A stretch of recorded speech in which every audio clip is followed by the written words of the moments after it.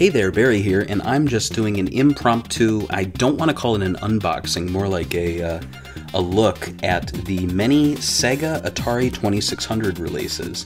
And I don't have them all, and really these are the two that kind of, sparked the idea to make a video, just because I was going to make an Instagram post, but there's actually some pretty cool things to look at here.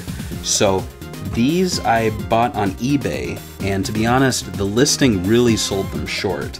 They showed, bits and pieces of it, the manuals and things, but it looked like there was stickers on the manuals, like something was stuck to them. It didn't look that great, but, for the price that the guy agreed on, I figured I'd go for it. I don't see these too often boxed, and when I got them, I was really surprised.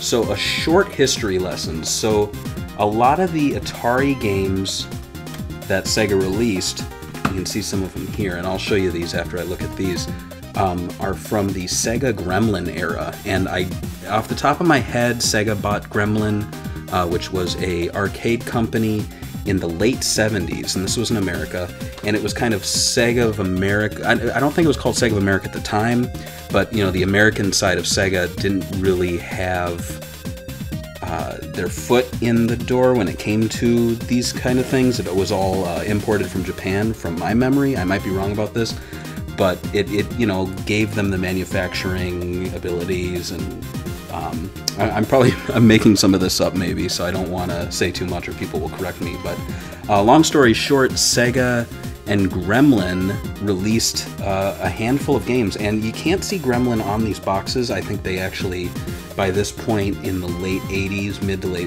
80s, just called themselves SEGA Electronics, but you can see a little sign is that the G is wrong on a lot of the Sega Gremlin things, and I don't know why. I think it might be because they designed this logo and they used the wrong G. It's kind of funny, but so you'll see that on a lot of the early Gremlin stuff. They sold the bits and pieces off to Bally, I want to say, and from then on, the whole Gremlin thing was gone. But there was a lot of games that came out of it, so I'm going to show you these. So these are actually arcade ports, and they play. This one was a vector graphics game.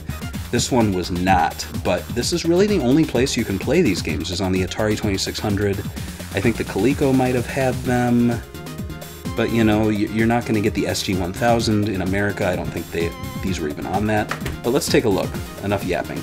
So this is what really surprised me was, look at that presentation. Isn't that nice? You open it up, and there's your cartridge, and then you look over here and you get, look at this. Like, you see this portfolio thing here? As soon as you pull this out, look at that. They put, like, this is a design here, so they actually paid attention to the fact that this is where it will sit. And then when you open it up, and this is what surprised me. So when I got this in the mail, and it's actually sticking now, that's kind of annoying. Oops, I ripped it. Well, anyway, when I got this in the mail, it was like this, and I thought it was like something was stuck to it, like a receipt. Turns out it was the sticker set for the game. And so that's I mean, usually people use these, but they didn't use them. And then the other bit in here, this is really cool. So you would track your scoring and then mark it off with these stickers, and then you would mail this to Sega, and they would send you take a photograph of the game screen, and you progress from the awesome or Sega Mundo levels, and you get a jacket patch, which I'm sure are exceedingly rare, but what is probably also rare is the fact that no one ever used this, and it's all in here still. And what really, excited me was when I opened this, I was like, oh, it's a poster. What is it? It's a huge, and it's kind of hard to fit in here, it's a huge poster of the TAC-SCAN cover art.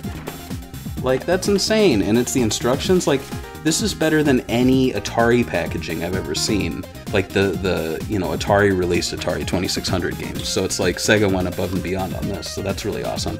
And then I thought, oh, the sub-scan one, I wonder if that has any of this stuff. And amazingly, I open it up, the cartridge is in awesome shape. Look at that. And all of the Sega cartridges, they're very cool. They actually are, hard plastic here with the Sega logo.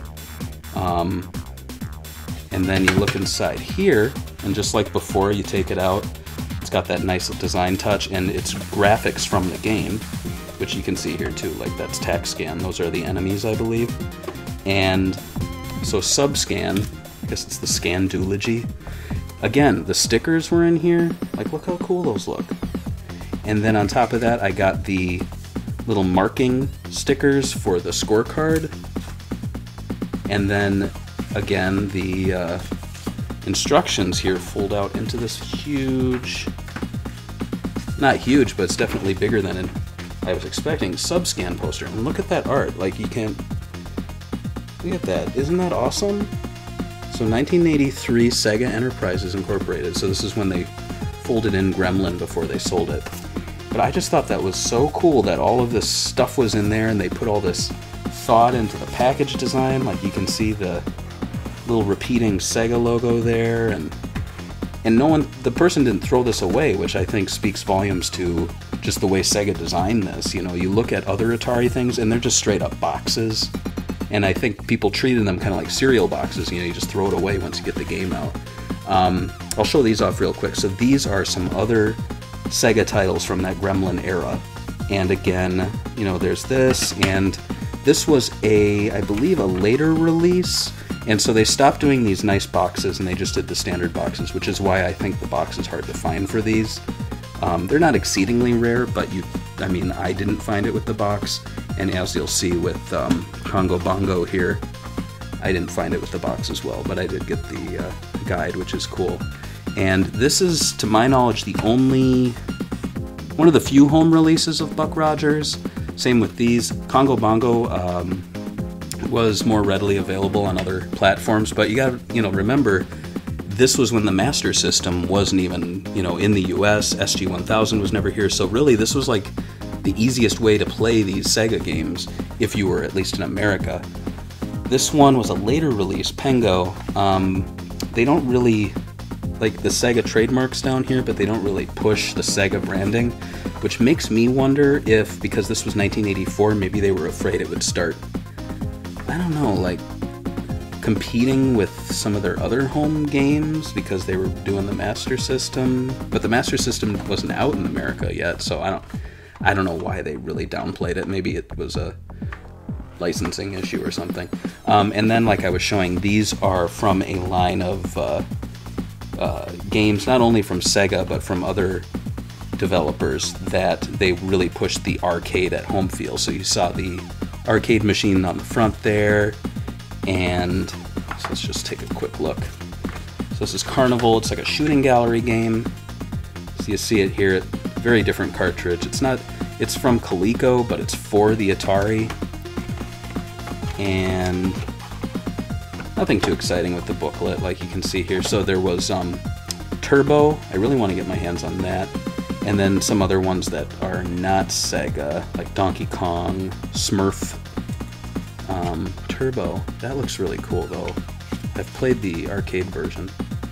But yeah, they did stuff for Nintendo, Universal, stuff like that. And then here's the Carnival booklet. So yeah, I mean, I just wanted to show these off. There are more Atari 2600 Sega games. There's, like I showed you, Turbo from this kind of line.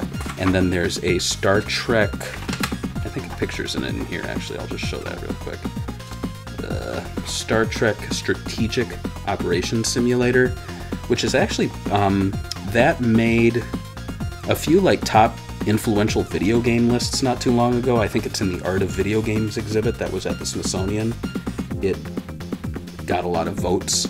So yeah, I just wanted to show these off, and in the comments below, share your thoughts on these. What do you think of the package design?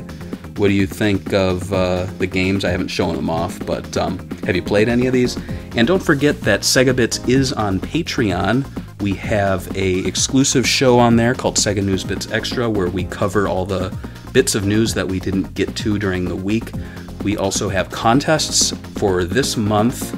In the next, I guess, 10 days as I put this video out, we're giving away a Jet Set Radio hoodie. So any tier, you get entered in to win that. $5 tier gets you this weekly show.